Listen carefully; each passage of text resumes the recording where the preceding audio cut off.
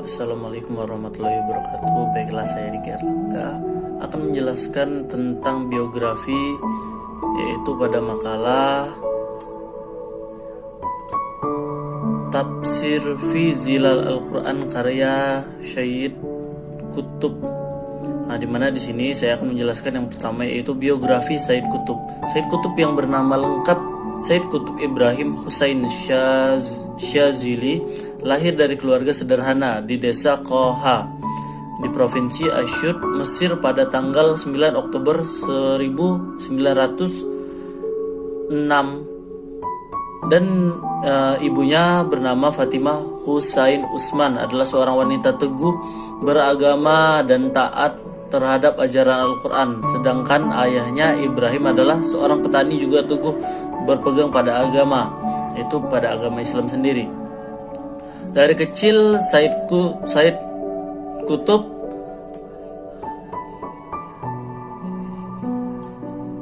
ia telah hidup dalam bimbingan orang yang tak pernah lepas dari Al-Quran.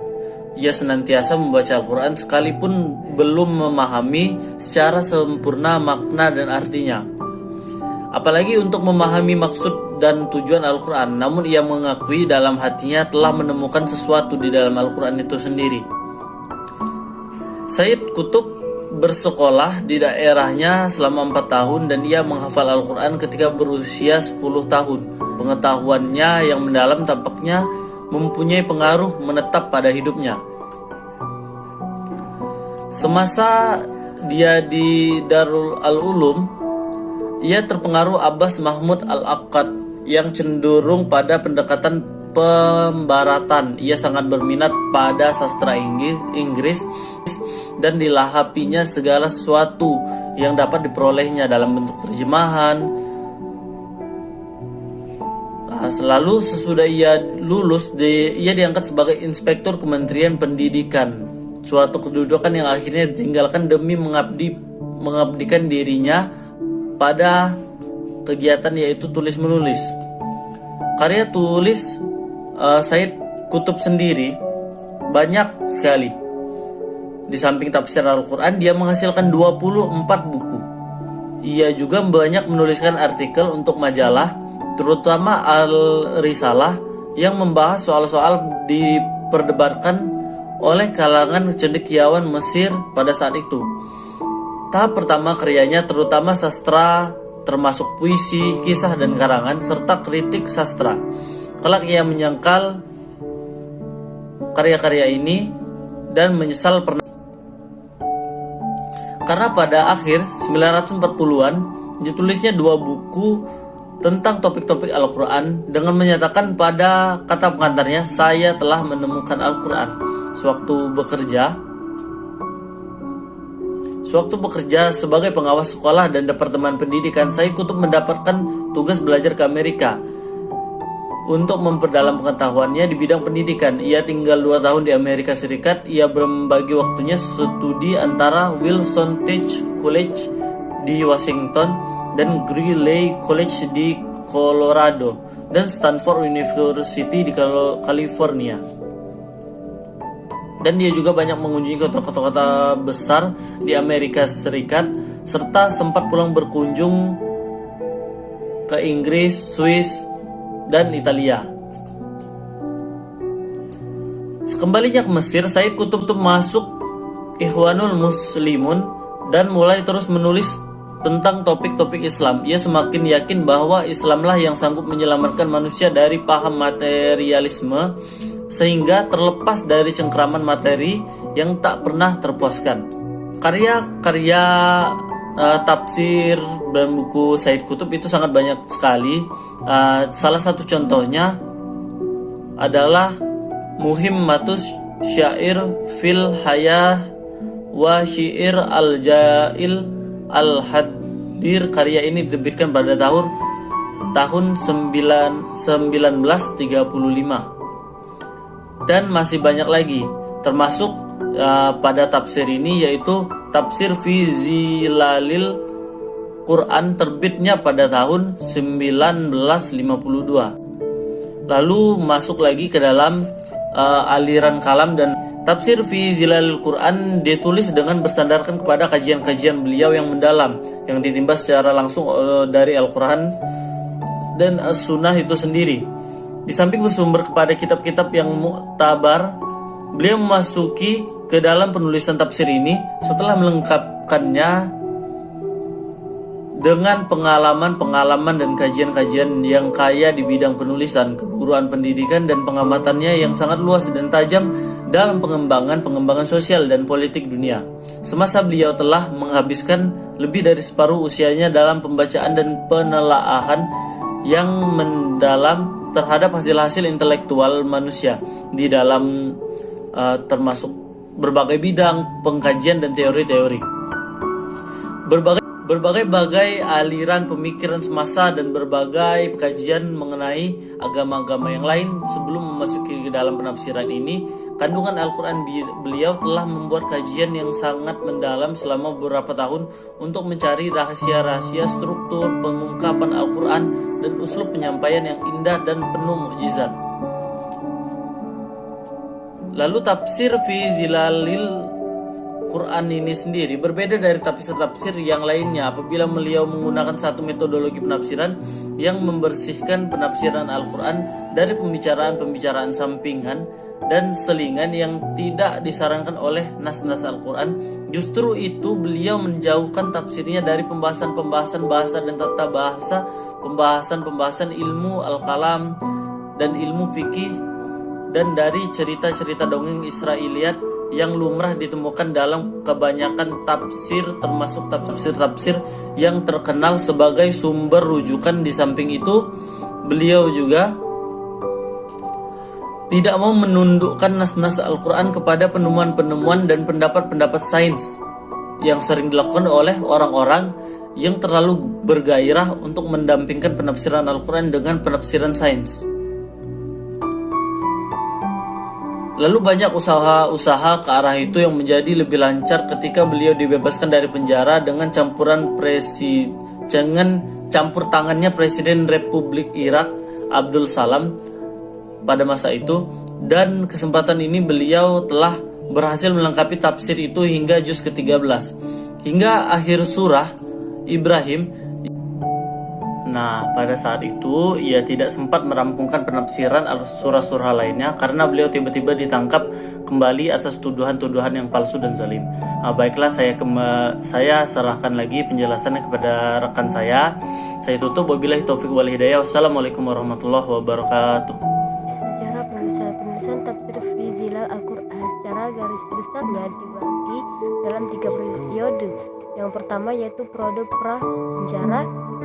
Tersebut dalam penulisan tafsir ini dibentuk tafsir Zilal mulai terbit secara berkala dalam sebuah majalah pemikiran Islam yang bernama Al-Muslimin pada penghujung tahun 1951. Terbitan perdana majalah yang dipimpin oleh Sa'id Ramadan tersebut diterbitkan meskipun 2 edisi pertama belum membuat artikel kutub. Menjelang peluncuran edisi ketiga, mulailah pemimpin redaksi tertarik untuk mengundang kutub untuk menyumbang tulisannya, dan kutub pun menerima tawaran itu.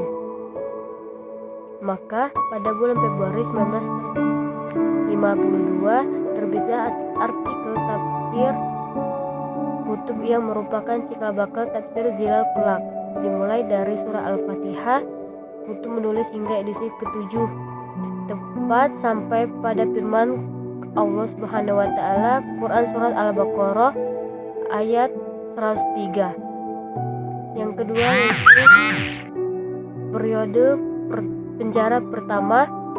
Dalam berbagai sumber diketahui bahwa Sayyid Qutb 2 kali meringkuk dalam penjara, yaitu Januari hingga Maret 1954 dan November 1954. Selama 3 bulan dalam penjara pertama, Qutb berhasil menyelesaikan 2 juz Zilal, yaitu juz ke-17 dan ke-18. Setelah keluar dari penjara, Qutb tidak meluncurkan juz-juz yang baru karena sibuk dengan urusan organisasi, di samping karena belum sempat tinggal lama di luar penjara. Beliau kembali dijebloskan bersama puluhan ribu jemaah Ikhwan Al-Muslimin atas tuduhan pelaku percobaan pembunuhan Presiden Mesir Jamal Abdullah Al-Nars yang lebih dikenal dengan sebutan drama Al-Mansiyah di Iskandaria. Yang ketiga yaitu periode penjara kedua. Saat-saat awal Syed Qutb dipenjarakan, tak satu pun ayat yang dapat beliau tuliskan tafsirnya. Pasalnya, karena penyiksaan demi penyiksaan yang beliau terima, misalnya oleh polisi, Qutb dibiarkan digigit anjing sehingga berpengaruh pula pada kesehatan beliau. Sebenarnya peraturan penjara telah menetapkan bahwa tahanan tidak diizinkan untuk menulis.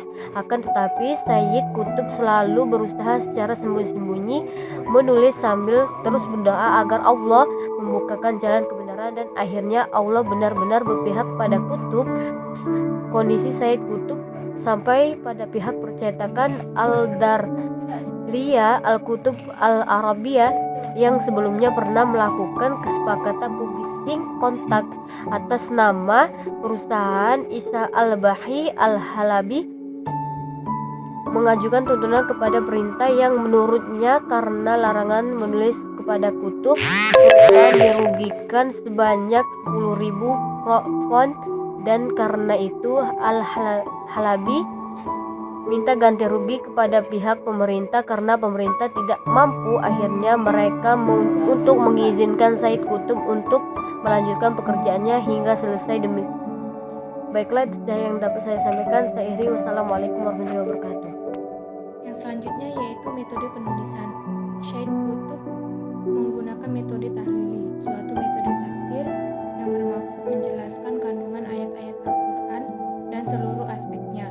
Mufasir mengikuti susunan ayat sesuai mushaf atau tertib mushafi, mengemukakan arti kosakata, penjelasan arti global ayat, mengemukakan munasabah dan membahas asbabun nuzul, disertai sunnah Rasul, pendapat sahabat, tabi'in, dan pendapat penafsiran itu sendiri dengan diwarnai oleh latar belakang pendidikannya. Dan sering pula bercampur baur dengan pembahasan sesungguhnya metode beliau merupakan buah dari semangatnya untuk memasuki alam Al-Quran tanpa berbagai ketentuan pemikiran sebelumnya, dan juga dari keyakinannya kekayaan Al-Quran serta banyaknya makna dan inspirasinya. Metodenya terdiri dari 2 tahap. Yang pertama, ia mengambil dari Al-Quran saja. Sama sekali tidak ada peran bagi rujukan, referensi, dan sumber-sumber lain. Ini adalah tahap dasar, utama, dan langsung. Tahap ini tersimpulkan dalam pembacaannya terhadap surat-surat Al-Quran secara utuh beberapa kali. Kadang pembacaan ini diulangi lagi sambil dicermati dari hari ke hari hingga akhirnya memperoleh petunjuk tentang tema utama dan poros umum yang sub-sub tema lain seluruhnya berkisar padanya, sehingga apabila ia menentukan jalan untuk itu dan mendapatkan pencerahan dari Allah, mulailah ia konsentrasi untuk menafsirkannya dengan waktu yang seminimal mungkin. Seandainya mungkin dilakukan dalam satu tempat saja, tentu akan ia lakukan. Yang kedua, sifatnya sekunder serta penyempurnaan bagi tahap pertama, dengan cara melengkapi kekurangan, meluruskan kekeliruan, mengemukakan pendapat-pendapat atau mengutip beberapa pemikiran. Tahap ini bersandar pada sumber dan referensi secara mendasar, sebab ia berdiri di atas perhatian terhadap kitab-kitab tafsir untuk mengetahui asbabun nuzul atau menjelaskan sesuatu masalah fikih untuk mengambil bukti dengan hadis atau riwayat yang sahih tentang penafsiran ayat.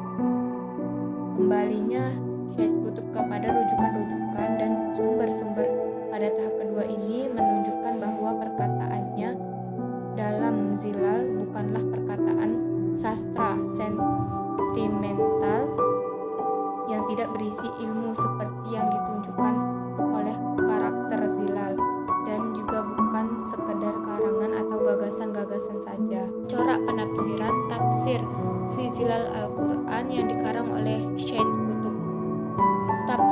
fi Zilal Al-Quran yang dikarang oleh Syed Qutb termasuk salah satu tafsir yang mempunyai terobosan baru dalam melakukan penafsiran Al-Quran. Hal ini dikarenakan tafsir ia selain mengusung pemikiran-pemikiran kelompok yang berorientasi untuk kejayaan Islam, juga mempunyai metodologi tersendiri dalam menafsirkan Al-Quran. Termasuk diantaranya adalah melakukan pembaruan dalam bidang penafsiran, dan di satu sisi ia mengesampingkan pembahasan yang dia rasa kurang begitu penting. Salah satu yang menonjol dari corak tafsir penafsirannya adalah mengetengahkan segi sastra untuk melakukan pendekatan dalam menafsirkan Al-Quran.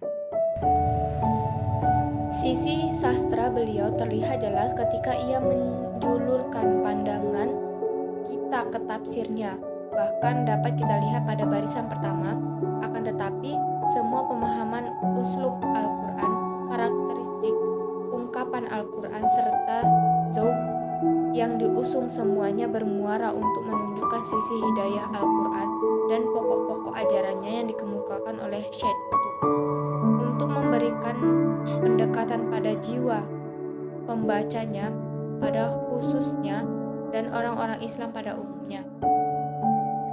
Melalui pendekatan semacam ini diharapkan Allah dapat memberikan manfaat serta hidayahnya, karena pada dasarnya hidayah merupakan hakikat dari Al-Quran itu sendiri. Hidayah itu merupakan tabiat serta esensi Al-Quran. Menurutnya, Al-Quran adalah kitab dakwah, undang-undang yang komplit serta ajaran kehidupan. Menurut Isa J. Baulata, seperti yang dikutip oleh Anthony H. Jones, pendekatan yang dipakai oleh Syed Qutb dalam menghampiri Al-Quran adalah pendekatan taswir atau penggambaran, yaitu suatu gaya penghampiran yang berusaha menampilkan pesan Al-Quran sebagai gambaran pesan yang hadir, yang hidup dan konkret, sehingga menimbulkan pemahaman aktual bagi pembacanya dan memberi dorongan yang kuat untuk berbuat. Oleh karena itu, menurut Syed Qutb, qasas yang terdapat dalam Al-Quran merupakan penuturan drama kehidupan yang senantiasa terjadi dalam perjalanan hidup manusia. Ajaran-ajaran yang terkandung dalam cerita tidak akan pernah kering dari relevansi makna untuk dapat diambil sebagai tuntunan hidup manusia. Melihat dari metode taswir atau penggambaran yang dilakukan oleh Syed Qutb, bisa dikatakan bahwa tafsir fi Zilal Al-Quran dapat digolongkan ke dalam tafsir Al-Adabi Al-Ijtimai. Hal ini mengingat background beliau yang merupakan seorang sastrawan, hingga beliau bisa merasakan keindahan bahasa serta nilai-nilai yang dibawa oleh Al-Quran yang memang kaya dengan gaya bahasa yang sangat tinggi. Yang selanjutnya yaitu karakteristik tafsir fi Zilal Al-Quran. Syed Qutb sudah menampakkan karakteristik seni yang terdapat dalam Al-Quran dalam permulaan surat Al-Baqarah misalnya. Akan kita temukan gaya yang dipakai Al-Quran dalam mengajak Madinah dengan gaya yang khas dan singkat. Dengan hanya beberapa ayat saja dapat menampakkan gambaran yang jelas dan rinci tanpa harus memperpanjang kalam yang dalam ilmu balaghah disebut dengan itnab. Namun di balik gambaran yang singkat ini tidak meninggalkan sisi keindahan suara dan keserasian irama. Yang terakhir yaitu mengenai sistematika penulisan. Sistematika yang digunakan tafsir fi Zilal Al-Quran yaitu dengan menafsirkan seluruh ayat-ayat Al-Quran sesuai dengan susunannya dalam Al-Quran, ayat demi ayat, surat demi surat, dimulai dari surat Al-Fatihah